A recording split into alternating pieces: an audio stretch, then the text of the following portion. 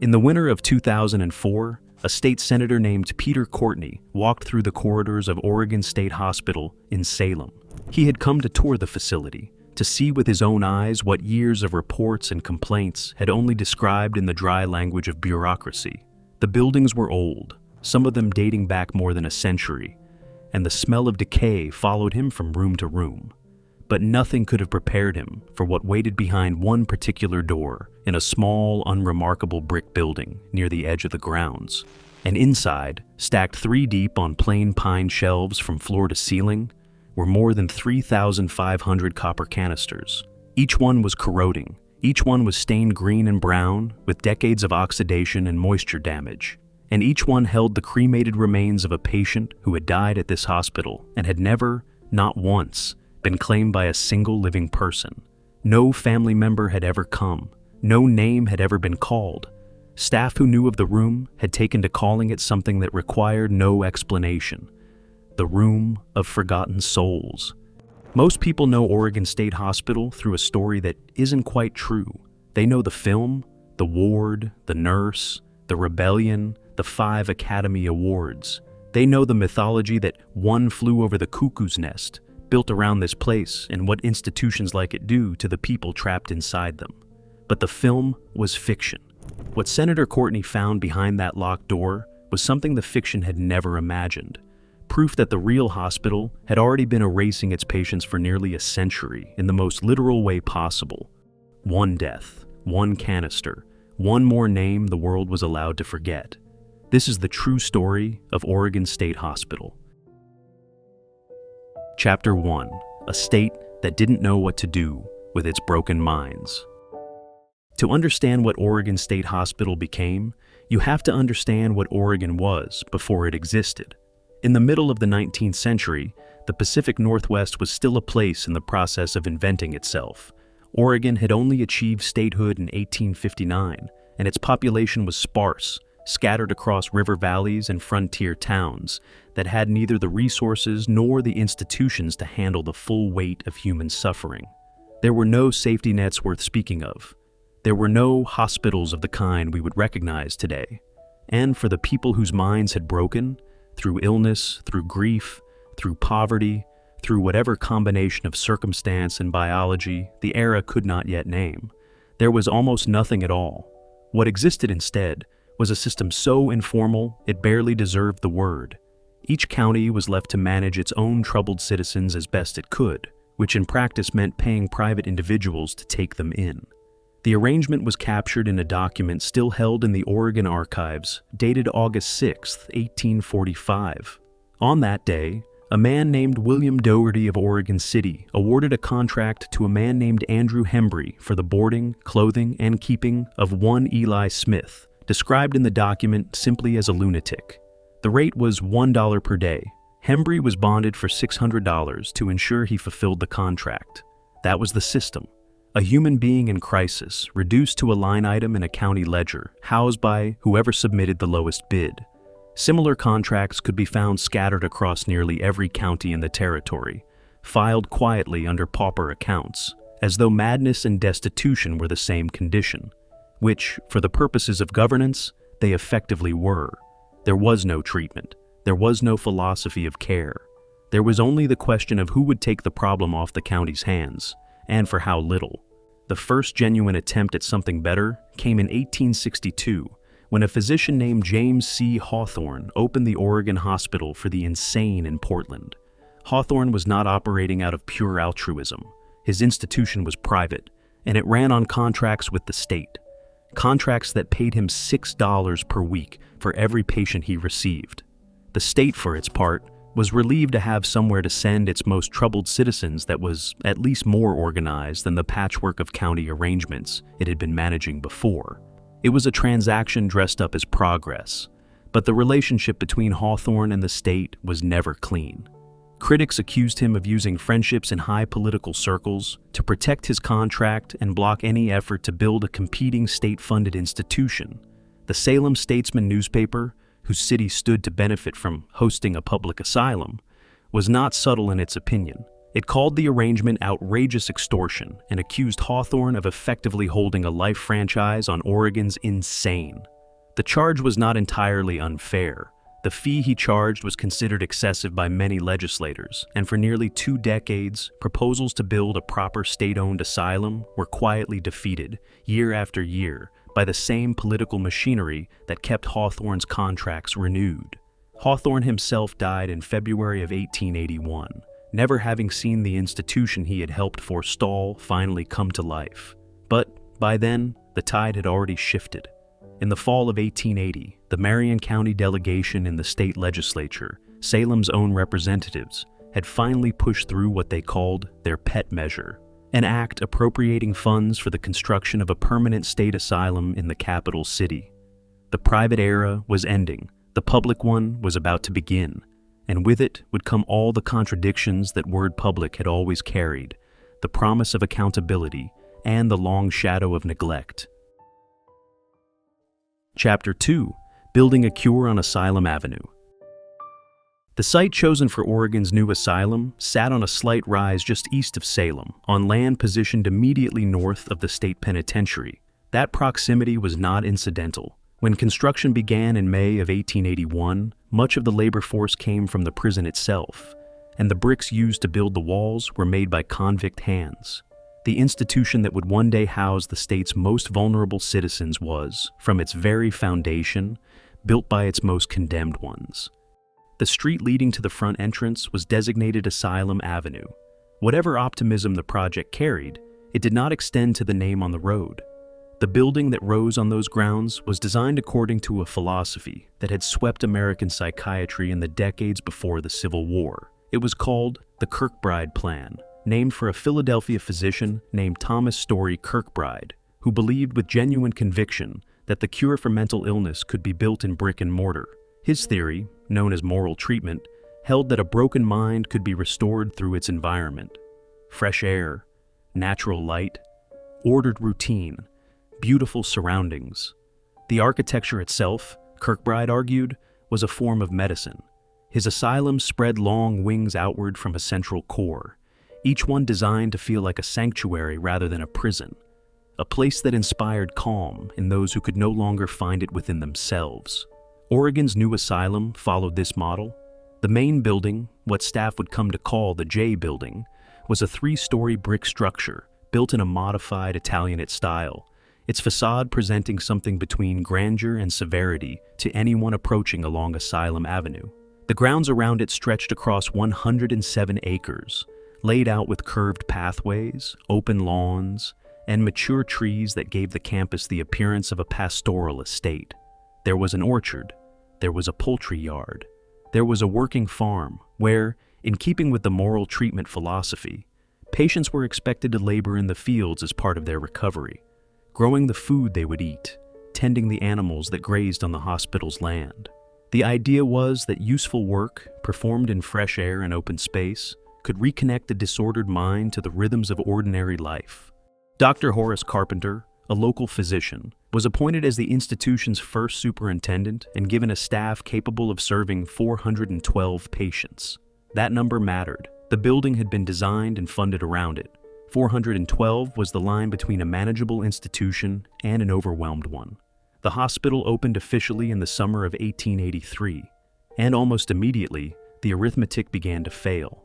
On October 23rd of that year, a special train departed Portland carrying 268 male patients from Hawthorne's old institution, the men who had been housed in the private asylum that the state was now replacing. A reporter from the Morning Oregonian was on hand to document the transfer, and his account did not reach for compassion. He described the passengers as representing almost every known stage or degree of insanity, idiocy, imbecility, or helplessness. The following day, 102 women made the same journey, including 3 girls between the ages of 6 and 9. They arrived in Salem and were received by Carpenter and his staff and sorted into wards according to sex and the nature of their condition. The hospital had been built for 412. It now held 370, and it had been open less than a week. What the architects of moral treatment had always understood And what the legislators who funded these institutions had always preferred to ignore was that the philosophy only worked at scale. Kirkbride himself had insisted that no asylum should house more than 250 patients. Beyond that number, the superintendent could no longer know each patient personally, the staff could no longer provide individual attention, and the therapeutic environment would collapse into something closer to a warehouse than a hospital. Oregon's asylum had barely opened its doors before it was already bending toward that future. The building was beautiful. The grounds were spacious. The intentions, at least on paper, were humane. But the state of Oregon had a great many broken people and very little appetite for the cost of caring for them properly. The gap between what moral treatment required and what the public was willing to pay for would define everything that came next. The dream had arrived in Salem on a rainy October morning. The compromise had arrived right alongside it. Chapter 3: A City Unto Itself. By the turn of the 20th century, Oregon State Hospital had stopped being merely a building and had become something harder to define. It was not quite a town and not quite a prison, not quite a hospital in any sense that word would later come to carry. It was a world unto itself, enclosed, self-sustaining, and growing at a pace that no one in the legislature seemed willing to slow down or adequately fund.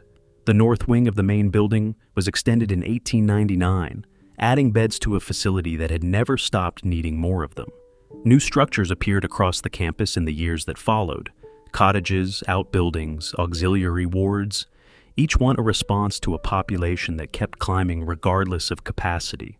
By 1912, a new centerpiece had risen on the north side of Center Street, the road that bisected the campus, and had by then shed its original name of Asylum Avenue. The Dome Building, designed by Portland architect Edgar Lazarus, was an imposing structure crowned with a copper dome that caught the light and was visible from considerable distance across the valley. It served as the hospital's receiving ward, the place where new patients entered the institution for the first time, and it housed the hydrotherapy facilities that had become central to the treatment philosophy of the era. Inside those rooms, patients were submerged in warm baths for hours at a time, or subjected to cold sprays and wet sheet packs, all in the belief that water applied to the body in controlled ways could quiet a disturbed mind. The Dome Building was the public face of the hospital's ambitions, and it looked the part. But the face the campus showed to the world and the reality of daily life inside it were increasingly different things. The true engine of the institution was not its architecture, it was labor. Patient labor, performed quietly and without wages, woven into every corner of the hospital's operation. Patients who were deemed capable of work were assigned to the farm, the laundry, the bakery, the cannery, the workshops. They grew the vegetables that filled the kitchen. They baked the bread served in the dining halls. They laundered the sheets and uniforms that kept the wards running. They maintained the grounds, repaired the buildings, and operated the infrastructure of a campus that, by 1924, held 1,864 patients and employed just over 200 staff members. The official framing of this arrangement was therapeutic. Work, the institution's administrators maintained, was good for the patients. It gave structure to the day. It connected the individual to something purposeful. It was, in the language of moral treatment, a form of healing, and perhaps for some patients in some circumstances it was. But the mathematics told a different story. The hospital could not have operated at anything close to its actual scale without the labor of the people it was supposed to be treating. Patient work was not incidental to the institution's economy, it was foundational to it. The line between therapy and exploitation was, in practice, very difficult to locate. At the center of this world stood the superintendent's residence, positioned on the campus grounds in a way that made the hierarchy of the institution visible in physical space. The superintendent was not merely an administrator. He was, in the tradition of the Kirkbride Asylum, the moral and social patriarch of the entire community, responsible for the conduct of staff, the condition of patients, and the reputation of the institution with the legislature and the public. Every aspect of hospital life radiated outward from his authority, and every patient existed within a system of rules and routines that he ultimately defined. For the patients themselves, that system could mean decades. Many of those admitted in the late 19th and early 20th century never left. The reasons for admission were recorded in the hospital's own registers, and they reveal a portrait of a society using institutionalization to manage a vast range of human difference that it did not know how to accommodate any other way. The recorded causes of insanity included epilepsy, alcoholism, and what the records called fanaticism. One woman's file listed her reason for admission as too much marriage. These were not diagnoses in any clinical sense. They were the judgments of communities and families and county courts, and once a person passed through the gates of the hospital, the burden of proof for their release rested almost entirely with the institution that held them. To the west of the main buildings, the hospital maintained its own cemetery. For 30 years, those who died on the grounds and went unclaimed by any relative were buried there in the earth, their graves marked with simple stones. But in 1913, the year the institution finally changed its name from the Oregon State Insane Asylum to Oregon State Hospital, a name intended to signal progress, to replace the language of confinement with the language of care. The legislature passed a new law. From that point forward, any person who died at a state institution near Salem and was not claimed by a friend or relative would not be buried. They would be cremated. The graves in the cemetery were opened. The bodies were exhumed. A crematory was constructed on the hospital grounds, and the remains of each unclaimed person were placed into a copper canister, handmade by hospital staff, and given a number. The name on the institution had changed. The intention behind it, the state insisted, had changed too. But in that crematory, in those copper canisters stacking quietly in a room that most people would never see, something else was also beginning. Not healing, not progress. A different kind of erasure, slower and more methodical than anything the old name had ever implied. Chapter 4. What they did in the name of healing. There is a particular kind of violence that does not announce itself as violence. It arrives wearing the language of science, of progress, of compassionate necessity. It is documented in letters and filed in administrative records. It is approved by boards and sanctioned by legislatures. And by the time the world looks back on it clearly enough to call it what it was, the people it was done to are already gone. Oregon State Hospital practiced this kind of violence for the better part of 6 decades. It did so not as an aberration, not as the work of rogue physicians operating beyond the reach of oversight, but as a matter of official policy, reviewed, approved, and in many cases actively championed by the men who ran the institution and the state that funded it. The first thread of this story begins in 1923, when Oregon State Hospital formally joined the eugenics movement. Eugenics, the applied science of controlling human reproduction to eliminate what its proponents called undesirable traits, had been gathering momentum across the United States since the early years of the 20th century. It found enthusiastic champions in newspaper editorial boards, university lecture halls, and the chambers of state legislatures. Oregon was no exception. The state had established a board of eugenics as early as 1917, and for the next 6.5 decades, that board oversaw a program of forced sterilization that would touch the lives of an estimated 2,648 Oregon citizens. At Oregon State Hospital, the program operated without the consent of those it was performed on. Many patients did not understand what was being done to them. Many were young. The program did not confine itself to those whose mental illness was severe or whose suffering was acute. It targeted the poor, the uneducated, women who had given birth to children outside of marriage, young people deemed delinquent by the courts, and homosexual men. These were not medical judgments. They were social ones, made by people with power about people who had none. The men who administered the program were not shy about their convictions. Dr. John C. Evans, who served as superintendent of Oregon State Hospital from 1937 through 1948, was among the program's most vocal advocates. He believed the existing sterilization law was too narrow in its reach, that it dealt only with persons already locked up, and not with those in the general population he considered unfit to reproduce. He supported proposed marriage laws that would have required mental examinations for both men and women before they were permitted to wed. He was not considered an extremist. He was the superintendent of a state hospital, and his views were reported in Oregon's largest newspapers without significant challenge.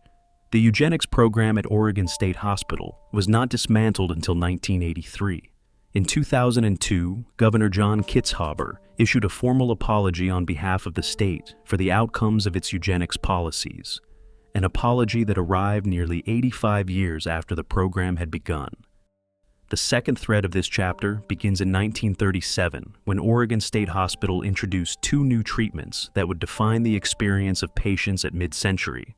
The first was insulin shock therapy, in which patients were administered large doses of insulin to induce a coma on the theory that the shock of the experience would reset the disordered thinking that characterized severe mental illness. The second was metrazole shock therapy, in which a chemical agent was injected into the bloodstream, producing convulsions so severe that patients sometimes sustained serious physical injury during the seizure. Patients who underwent these treatments described the experience as among the most terrifying of their lives. Electroconvulsive therapy followed in the years afterward. These were not secret experiments conducted in hidden rooms. They were the standard tools of mid-century psychiatric medicine, practiced at institutions across the country. At Oregon State Hospital, they were applied in a setting that made their use something other than what the medical journals described. The wards were overcrowded and the staff was stretched thin.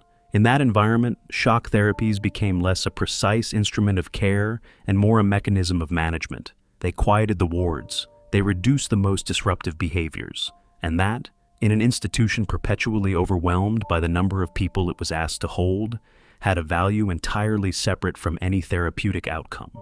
The third thread arrives in 1947 in the form of a letter.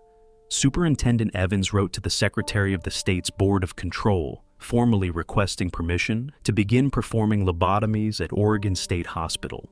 The procedure, a surgical intervention that severed connections in the brain's frontal lobe, had been presented to the American medical establishment as a breakthrough capable of relieving the most intractable symptoms of severe mental illness.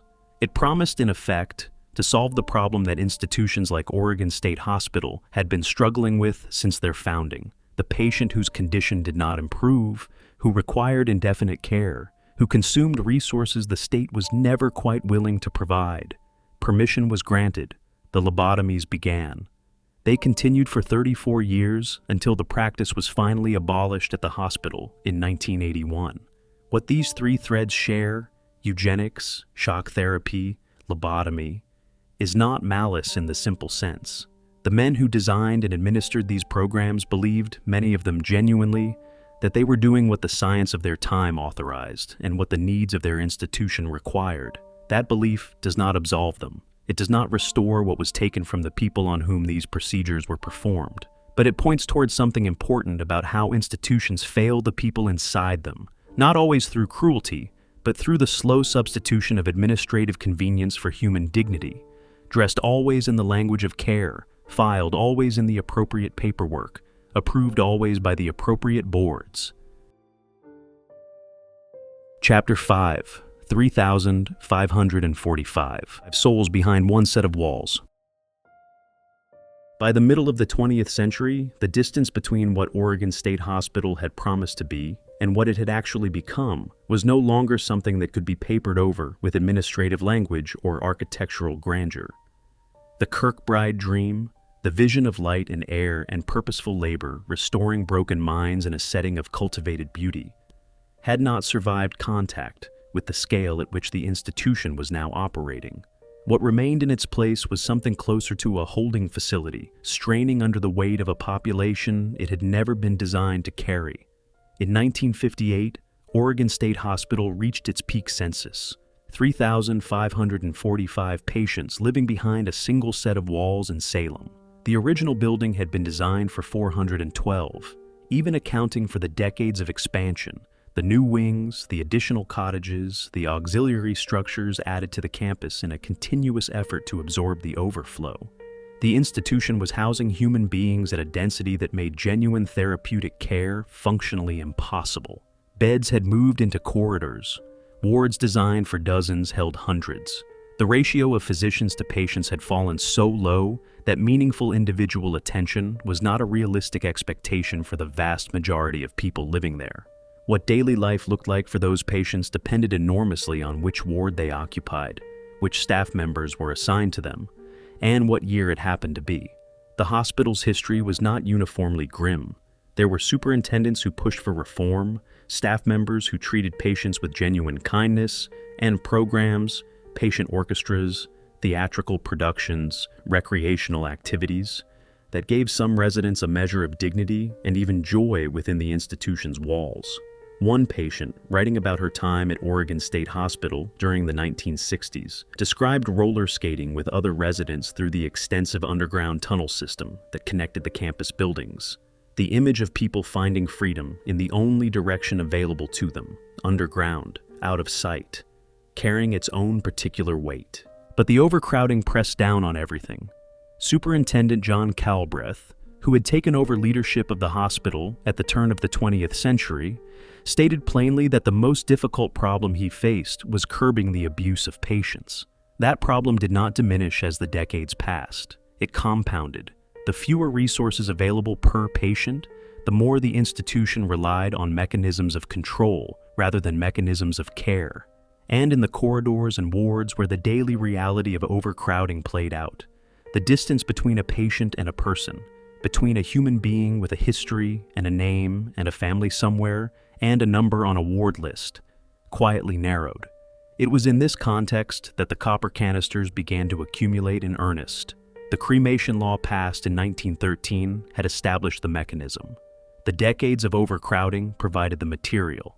Between 1913 and 1971, every patient who died at Oregon State Hospital and whose body was not claimed by a relative or friend was cremated on the hospital grounds and placed into one of the handmade copper canisters that hospital staff continued to produce. Each canister was stamped with a number. If the person's name was known and recorded, it was noted. The canisters were then stored, first in a basement room, then moved and consolidated and moved again, finding their way eventually into an underground vault constructed in the 1970s beneath what was called Memorial Circle, a flower garden on the western edge of the campus. Their families, in many cases, had not abandoned them deliberately. They had moved. They had died themselves. They had been told things that were not true, or had stopped asking questions because the answers were too painful, or had simply been worn down by the distance, geographic, emotional, institutional, that Oregon State Hospital placed between its patients and the world outside its walls. The institution had not set out to make people disappear, but disappearing was, for thousands of them, what had happened. Chapter 6: Cuckoo's Nest and the World That Came to Watch. In the late 1950s, a young writer named Ken Kesey took a job working the night shift as a ward aide at the Menlo Park Veterans Hospital in California.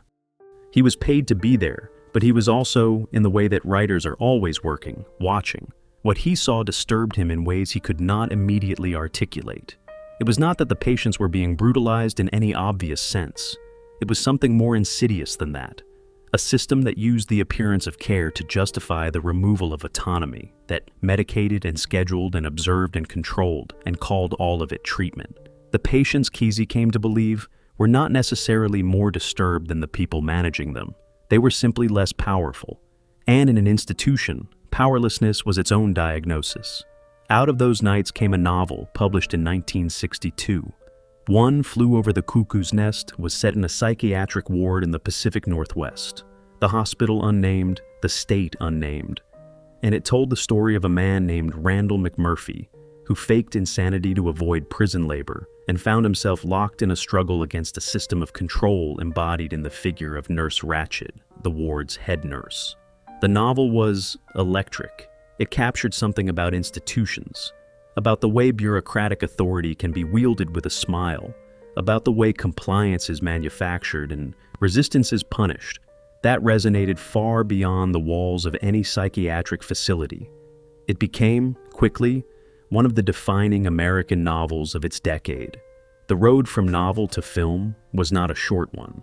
Kirk Douglas purchased the stage and screen rights for $47,000 and played McMurphy in a Broadway adaptation in 1963 that closed after 3 months. For nearly a decade, Douglas tried and failed to interest Hollywood in a film version. He eventually signed the rights over to his son, Michael, then in his 20s, who partnered with a Berkeley record producer named Saul Zaentz and committed to making the film independently. They needed a director. They found one in Miloš Forman, a Czech filmmaker whose own experience living under political repression gave him an instinctive understanding of what it felt like to be trapped inside a system that demanded conformity and punished deviation. They also needed a location. Kesey's novel was understood to be set at Oregon State Hospital in Salem, and when the production approached the hospital's superintendent, Dr. Dean Brooks, they found not resistance, but enthusiasm. Brooks was a progressive and reform-minded administrator who had spent years trying to shift the institution away from its custodial past and towards something resembling a genuine therapeutic community. He saw in the film an opportunity, a chance to bring public attention to the realities of psychiatric care and to demonstrate that the people living inside the hospital were worthy of dignity and visibility. He agreed to allow filming on one condition: that real patients be incorporated into the production in meaningful ways. 89 patients were hired as paid production assistants or cast as extras. The actors were given permission to shadow real patients, to observe therapy sessions, to share meals in the dining hall, and learn the rhythms of institutional life from the inside. Some of the cast slept on the wards at night. Dr. Brooks assigned a real patient for each principal actor to observe, and he himself was cast in the film as Dr. John Spivey, the hospital administrator, playing in effect a fictionalized version of his own role. Jack Nicholson and Louise Fletcher attended an electroconvulsive therapy session together. Fletcher later said the experience shaped her understanding of the clinical detachment she brought to the role of Nurse Ratched, the way a system could administer something terrible with perfect calm and call it medicine. The production created its own strange ecosystem inside the institution. The boundary between performance and reality blurred in ways that unsettled everyone involved. Actor Sidney Lassick, who played the volatile Charlie Cheswick, became so overwhelmed during filming that Dr. Brooks ordered him off the set for a day to stabilize. Michael Douglas later recalled that he had not realized until well into production that many of the patients who appeared in the background of scenes had been criminally committed, that the film's extras carried histories the fictional script had never imagined. When filming concluded, a private screening was arranged at the Elsinore Theater in Salem in December of 1975 for an audience of patients and staff from Oregon State Hospital. The filmmakers attended: Foreman, Douglas, Zayantz, Nicholson, and they were visibly anxious. When the credits rolled, there were 5 minutes of silence. Then, a hospital spokesperson came forward in tears and told the filmmakers that the patients felt they had been depicted as human beings, as though it required a Hollywood production to establish something that should never have been in question. One Flew Over the Cuckoo's Nest won all 5 major Academy Awards at the 48th Oscar ceremony in 1976: Best Picture, Best Director, Best Actor, Best Actress, and Best Adapted Screenplay. It was only the second film in history to sweep all 5 categories. It made Oregon State Hospital one of the most famous psychiatric institutions in the world. The film's success brought another artist to Salem. A photojournalist named Mary Ellen Mark had come to the hospital in 1974 to document the making of the film, but what she saw during that first visit compelled her to return. After a year of negotiations with the hospital, she was permitted to do something the film itself had never attempted: to move onto the Women's Ward 81 and live there alongside the real patients, observing and photographing the texture of daily life inside the institution. The book that resulted, Ward 81, published in 1979, was not fiction. It was portraiture. It showed faces and rooms and moments that no screenplay had written, belonging to women whose stories the world had not asked for and would not have found on any cinema screen. The film gave the world a myth. Mary Ellen Mark gave it something closer to a mirror, and neither of them, not the myth nor the mirror, said anything at all about the room where the copper canisters were waiting. Chapter 7. The Senator Opens a Door. By the time the 20th century gave way to the 21st, Oregon State Hospital had accumulated enough history to fill several different stories: the reformist dreams of its founders, the brutalities practiced in the name of science, the brief and complicated glamour of a Hollywood film crew walking its corridors. But the institution itself had not been transformed by any of it. The buildings were older. The patient population was smaller, reshaped by decades of deinstitutionalization into a group that was more acutely ill and more legally complex than those who had filled the wards at mid-century. And the physical campus, which had never been adequately maintained even in its better years, was by the early 2000s in a condition that went beyond neglect into something approaching danger. The Salem Statesman Journal conducted a 2-month investigation into the hospital in 2004. What its reporters found was not a single dramatic failure, but an accumulation of systemic ones. The wards were overcrowded. Drug addicts and alcoholics were being wrongly admitted to a facility designed for acute psychiatric care, consuming resources intended for people with severe mental illness. Staffing levels had fallen so low that the safety of both patients and employees was genuinely compromised. When patients assaulted staff members, which happened with a regularity that had come to seem routine, the incidents were frequently not investigated and almost never prosecuted. The buildings themselves, some of them dating to the 1880s, had been assessed and found structurally unsafe. A federal lawsuit had been filed by the Oregon Advocacy Center, alleging that the conditions inside the hospital posed an unacceptable risk to everyone within its walls. None of this was secret. It had been building for years, visible to anyone who cared to look. But the looking in Oregon, as in most states, had been carefully avoided. The mentally ill were not a politically powerful constituency. The hospital's budget was always among the first to absorb cuts when the legislature needed to find savings. And the campus itself, that cluster of brick buildings behind a fence on Center Street in Salem, was the kind of place that most Oregonians preferred to keep at the edge of their awareness rather than at its center. Then, in 2004, Oregon Senate President Peter Courtney took a tour. Courtney was not a mental health specialist. He was a politician, pragmatic and experienced, who had agreed to walk through the facility as part of a broader effort to assess the state of Oregon's public institutions. He moved through the wards and the corridors with the slightly distanced attention of an official performing due diligence. And then someone led him to Building 60, a small, unremarkable brick structure that had been built in 1896, originally as a pestilence house, later repurposed as the institution's morgue, and by 2004, serving no obvious function that a visitor could immediately identify. A key was produced. A door swung open. What Courtney saw inside stopped him. Stacked 3 deep on simple pine shelves, filling the room from floor to ceiling, were the copper canisters. Thousands of them, corroding badly. The green and brown stain of oxidation covered their surfaces in patterns that might have been beautiful in another context. Many of the paper labels that had once identified the contents of each canister, the name, the number, the dates, had been destroyed by years of moisture exposure. The canisters had been moved here after the underground vault beneath Memorial Circle had proved susceptible to flooding. They had been in this room, behind this locked door, unseen by almost anyone, for years. Courtney later said that, standing in that room, he thought about the relationship between the way those canisters had been treated and the way Oregon had always treated the people inside them. Neglected, forgotten, stored somewhere out of sight and left to deteriorate. He called it the Room of Forgotten Souls, and he left it determined that the state of Oregon was going to have to answer for what it had allowed to happen. The journalists Rick Addig and Doug Bates of the Portland Oregonian visited the hospital on a rainy day in December of 2004. They took a tour similar to the one Courtney had taken.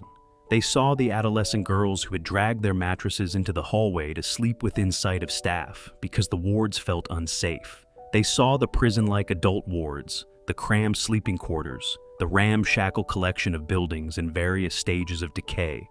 They saw the copper canisters. That night, carpooling home to Portland, both men admitted they had barely slept the night before.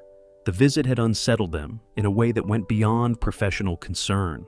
Over the 9 months that followed, Addig and Bates produced a 15-part editorial series for the Oregonian titled Oregon's Forgotten Hospital.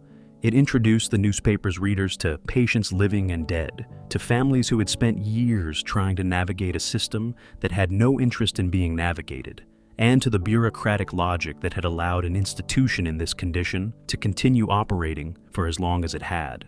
The series pursued a clear editorial mission: to compel the Oregon legislature to replace the hospital and to begin reforming the state's entire approach to mental health care.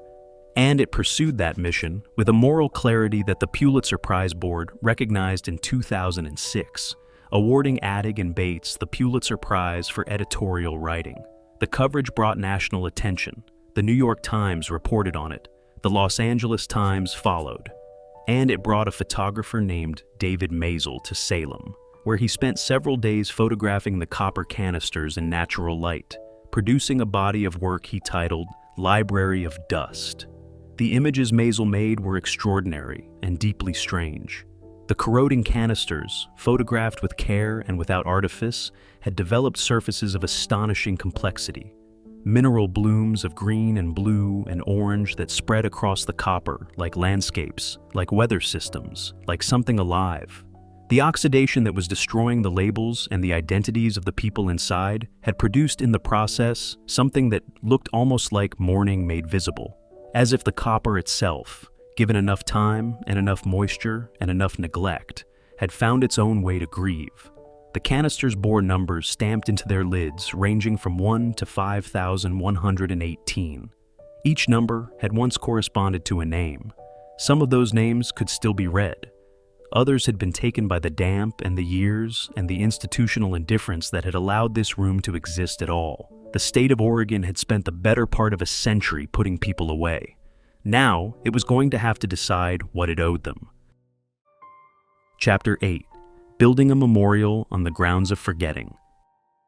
In 2007, the Oregon legislature approved a plan that had been building in urgency since Peter Courtney had stood in that room 3 years earlier. The bill authorized $458 million for the construction of 2 new hospital facilities, a replacement campus in Salem with capacity for 620 patients, and a satellite facility in Junction City with room for 360 more. Portions of the dilapidated main building, some sections of which dated to 1883, were to be demolished. Construction on the new Salem facility began in 2009 and was completed around 2011.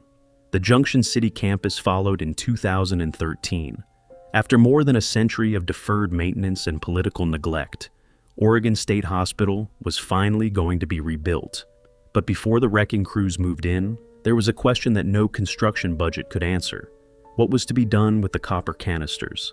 They numbered, at that point, approximately 3,500, lower than the 5,118 that had accumulated at peak, because the hospital had begun, cautiously and without much fanfare, to release the names of the deceased in 2007, after the legislature finally granted permission to do so.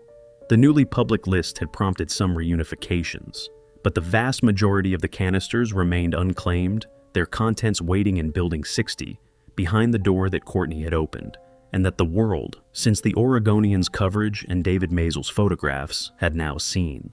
In 2011, a Seattle design studio called Lead Pencil Studio, the collaborative practice of Annie Hahn and Daniel Mihalio, was selected from an international call for artists to create a permanent memorial. The commission required them to navigate obligations that did not resolve easily, to provide a dignified resting place for the remains while allowing families to still come forward, to function within a working hospital's security constraints, and to do all of this honestly, without obscuring what this place had been and what it had done.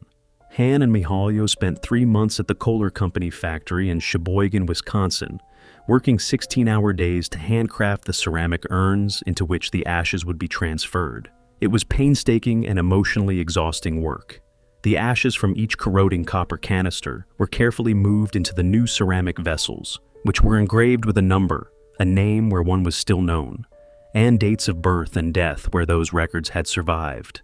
The empty copper canisters, artifacts in their own right now, objects that had held a human life for decades and bore on their surfaces the visible record of that passage, were retained and housed in the memorial as permanent fixtures, visible through glass, their oxidized surfaces telling a story that no inscription could fully capture. The memorial was dedicated on July 7, 2014, in a ceremony led by Senator Courtney, who had begun this particular chapter of the story a decade earlier by standing in a room full of forgotten people and refusing to look away. Standing before the completed memorial, he said that what had once been hidden behind locked doors and brick walls was now visible. It was a simple statement, and it carried the weight of everything that simplicity concealed.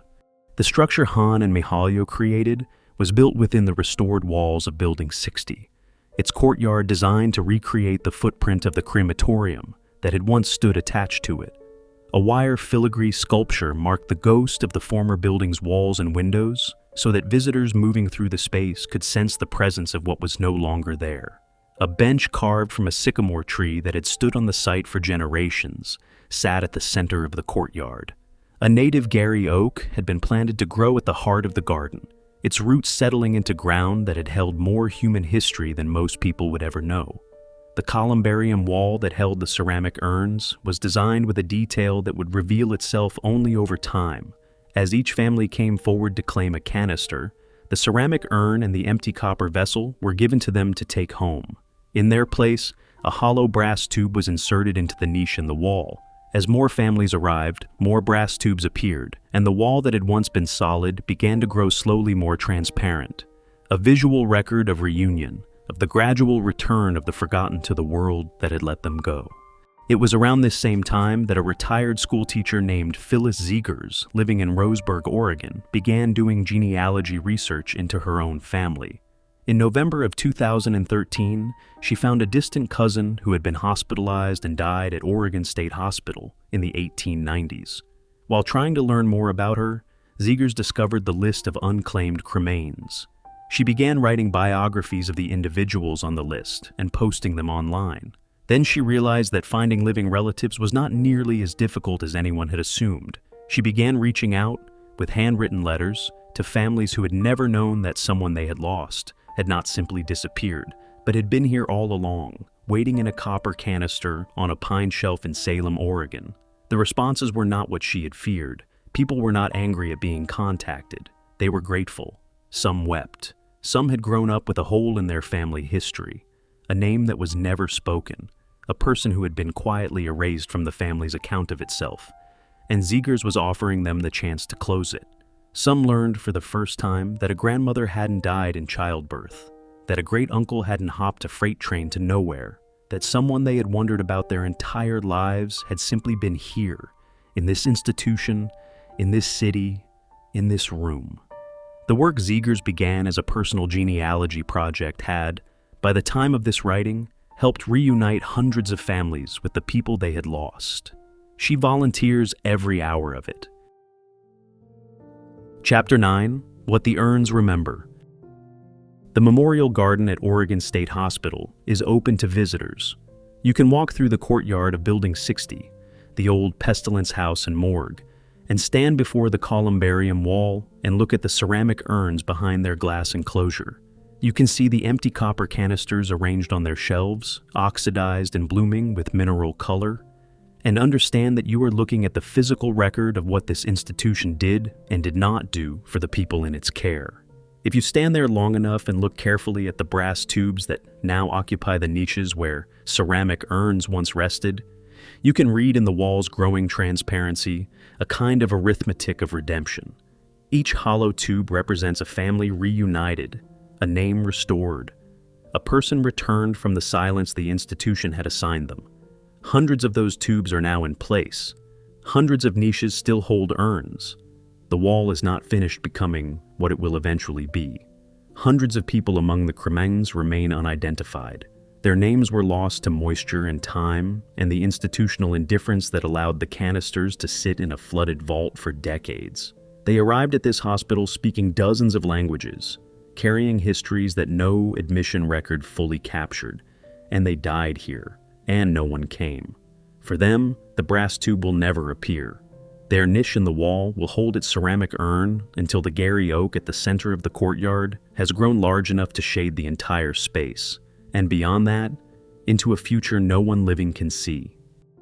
Ken Kesey's novel gave the world a way to understand what institutions do to people, the slow erosion of selfhood, the substitution of compliance for personhood, the violence that wears the face of care. The film made from that novel made Oregon State Hospital famous in a way that nothing else in its history had. And when the patients and staff of the hospital sat in a darkened theater in Salem in December of 1975 and watched themselves depicted as human beings, they wept. Not because the film was perfect, not because it told the whole truth, but because being seen, even imperfectly, even through the distorting lens of fiction and Hollywood ambition, felt like something that had been withheld from them for a very long time. The real hospital had already been doing what the film only imagined. It had been erasing people quietly and completely, one death and one copper canister at a time, for nearly 9 decades before anyone unlocked the door and turned on the light. Oregon State Hospital still operates today. The new buildings on the Salem campus represent a genuine attempt to provide psychiatric care that the old institution never could. The original 1883 facade of the J building has been preserved and converted into a museum of mental health history, where visitors can walk through rooms that hold restraint chairs and the accumulated evidence of everything the field of psychiatry once believed and has since abandoned. The Dome building still stands, and somewhere in Roseburg, Oregon, Phyllis Zegers is at her desk. She is reading a file. She is writing a letter by hand to a family that does not yet know what she is about to tell them. That someone they lost, someone the institution swallowed and the years obscured, has been found. That there is a canister with a number on it, and behind that number, if you follow the paper trail far enough, is a name. And behind that name is a person who was here, who lived, who mattered, and who has been waiting a very long time to come home.